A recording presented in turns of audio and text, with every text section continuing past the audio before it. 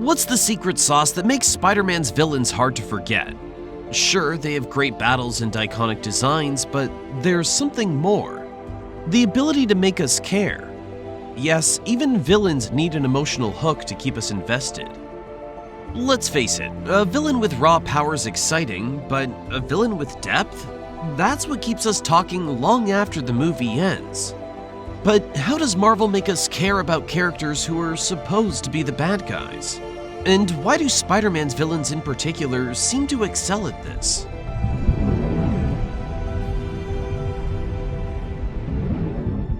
In the last video on What If the Villain Had a Point, we explored how characters like Doc Ock and Vulture challenge Spider-Man's values and make us question who's really in the right. But today, we're twisting the key even further. How do you make the audience genuinely care for a villain even when they're at their worst? To answer this, let's start with Harry Osborn, Peter Parker's best friend turned foe in Spider-Man 3. Now, Harry's arc is built on tragedy. He's haunted by his father's death and consumed by the need for vengeance. But here's where it gets interesting. His hatred for Spider-Man is rooted in love.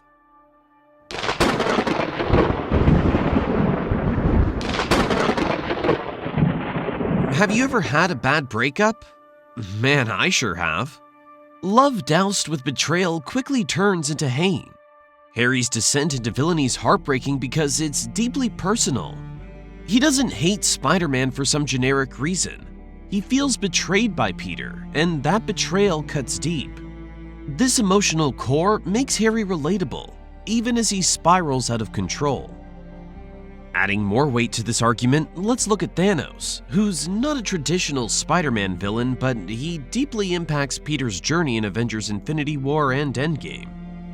Thanos isn't driven by greed or chaos. He genuinely believes he's saving the universe by wiping out half of its population. And here's a tough pill to swallow, his motivations aren't entirely wrong.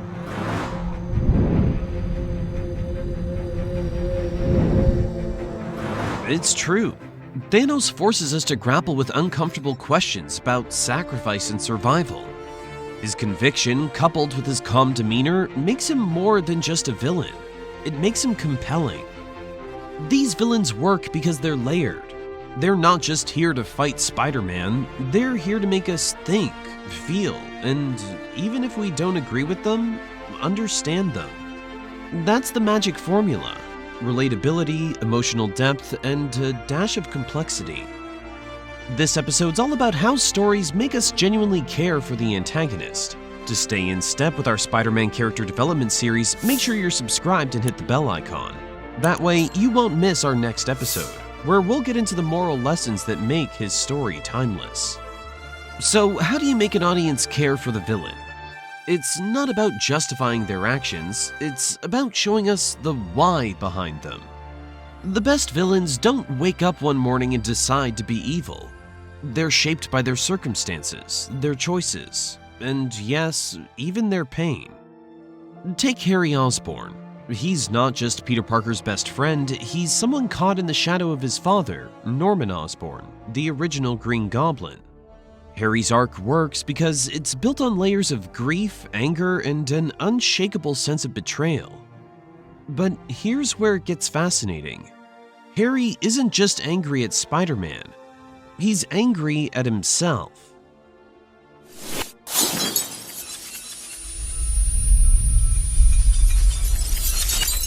I mean, they do end up facing the consequences for their own wrongdoings. Harry's inner conflict, his love for Peter versus his loyalty to his father's legacy, is what makes his descent into villainy so tragic.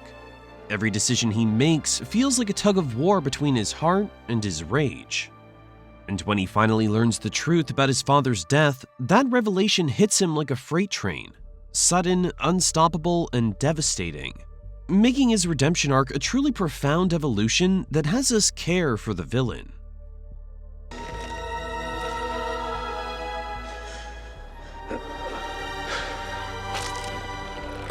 Now, let's shift gears to Thanos. What makes him compelling isn't just his plan, it's his conviction. He truly believes he's the hero of his own story. And unlike most villains, Thanos doesn't hesitate to make sacrifices for what he sees as the greater good. It's a perspective that sparks debate. Some see him as a madman, others as a necessary force. Let us know in the comments where you stand, and if you appreciate a villain with this level of depth, give a quick tap on the like button to show it. Wait, did we just see a villain cry? Thanos' pain in that moment is palpable, there's no doubt about it. He doesn't want to kill Gamora. She's the one thing he loves. But his twisted belief in his mission drives him to commit the ultimate betrayal. It's horrifying, it's heartbreaking, and it's why we can't stop talking about it. This is where emotional depth comes into play. A villain like Thanos isn't just scary because of his power. He's terrifying because he makes us feel. And when Peter Parker faces the fallout of the snap, we're reminded that this isn't just a battle of strength, it's a battle of ideals. But here's the genius of these villains. They're not entirely wrong. Harry's anger is rooted in genuine betrayal. Thanos' philosophy, while extreme, makes sense on a purely logical level. These complexities make us see the world through their eyes, even if we don't agree with them. And this is where Spider-Man shines. He doesn't just fight these villains, he connects with them on a human level. Whether it's Peter's attempts to save Harry from himself or his emotional confrontation from Thanos' aftermath, Spider-Man reminds us that empathy is his greatest superpower. But here's the big question. How do you build that emotional connection between the audience and the villain? You'll find the answer in the final section, where we're unpacking the secret ingredients that turn a good villain into a logical one, and make them unforgettable. Going deeper into this journey of a villain's morality and how their choices shape Peter Parker's path, imagine what it's like to swing between right and wrong yourself. This amazing spiderweb shooter will send you through the portal into the hero's journey to become the web slinger in your home. Feel the thrill of responsibility and power in your hands. In the description below this video, you can click the link to sling into action. For the final piece of the puzzle in how to make the audience care for the villain, what's that one thing that truly makes us empathize with a villain? It's not just their motivations or their pain, it's their humanity. The best villains resonate because they act as a mirror, reflecting parts of ourselves we don't always want to face. Let's start with the consequences. A great villain leaves ripples in the story, affecting not just the hero, but everyone around them.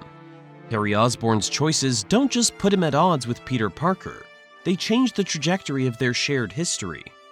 His actions strain Peter's relationship with MJ, add tension to their friendship, and force Peter to grapple with guilt over Norman Osborn's death.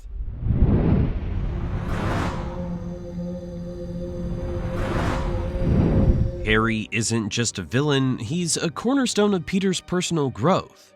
Their connection makes every battle more than a physical fight. It's a clash of unresolved emotions, shared history, and shattered trust.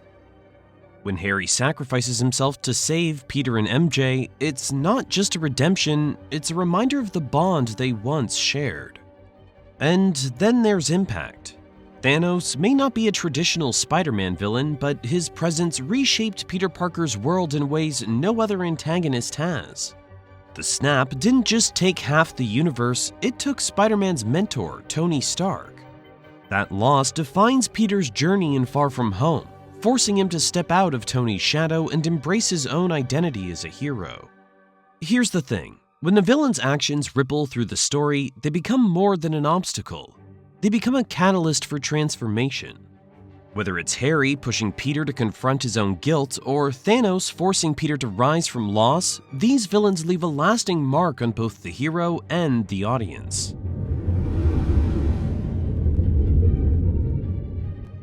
In many ways, yes. A hero's only as compelling as the challenges they face, and the most indelible villains don't just test their strength, they test their spirit. Harry and Thanos succeed because they don't just fight Spider-Man, they push him to evolve. And this brings us to the heart of the matter, relatability. A villain doesn't have to be likable, but they do need to be understandable. Harry's anger, Thanos' conviction, these are traits we see in ourselves or in the world around us. By tapping into universal emotions, these villains create a connection that transcends their actions. So, how do you make an audience care for the villain? You give them depth, you show their humanity, and you let their choices ripple through the story. It's not about excusing their actions. It's about making us see the person behind the mask. Now, one thing is quite clear from all this. Villains are more than just adversaries. They're reflections of the hero's journey. And when crafted with care, they become characters we can't forget.